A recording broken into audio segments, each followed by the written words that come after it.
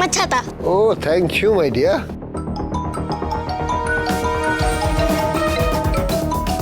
পা তোমার phone. Hello. হ্যাঁ বলরাম বলছি। হ্যাঁ কি? শিখির পুরনো পাড়ায় চলে এসেছি। ওই বাড়িটার সামনে দাঁড়িয়ে আছি যেখানে ওরা থাকতো, কিন্তু বাড়িতে তালা ঝুলছে। ওখানে কেউ থাকে না? না, কেউ থাকে না। কেউ কেউ যাতায়াত করে না? হ্যাঁ, 1 মিনিট ধর তো। কিছু খবর পেলি?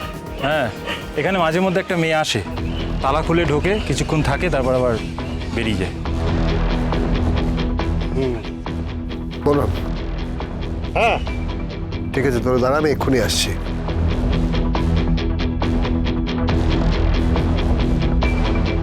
পা কি? আজ কি কোনো ফাইটিং হবে? Tissue tissue. না, আজকে কোনো ফাইটিং হবে না। সেদিন তোমায় দেখেছি, তুমি ভিলেনদের মারছিলে, আমি দেখছিলাম। পা তোমার গায়ে কত পাওয়ার, আমি তোমার মতো পাওয়ার চাই। শুধু তুমি না, প্রত্যেকটা বাঙালিকে পাওয়ারফুল হতে হবে। মনে রাখবে কথাটা, লড়াই করতে হবে, নিজেকে জগৎ সভায় শ্রেষ্ঠ প্রমাণ করতে হবে।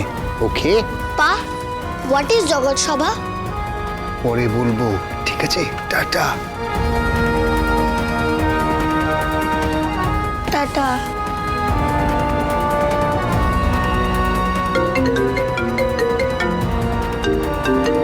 না, আমি ফোনটা নেব, এটা মাম্মির ফোন।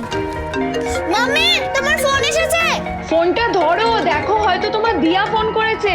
আর যদি দুষ্টু দাদু হয়? উফ বাবা, তুমি আগে ফোনটা ধরো না, বলো না কে ফোন করেছে।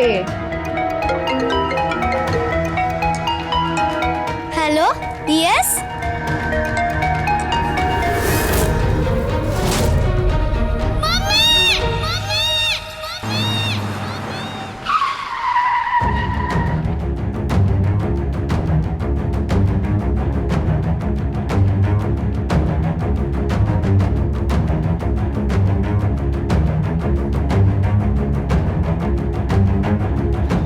কি হলো? কি ইনফরমেশন কালেক্ট করলি?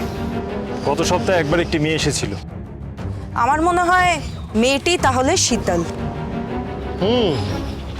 ওর মা বাবার কেউ কোনো খোঁজ দিতে পারলো না, মনে হয় মারা গেছে। তাহলে তাহলে এখানে একজনকে পোস্টিং কর, 24 ঘন্টা ফলো করুক।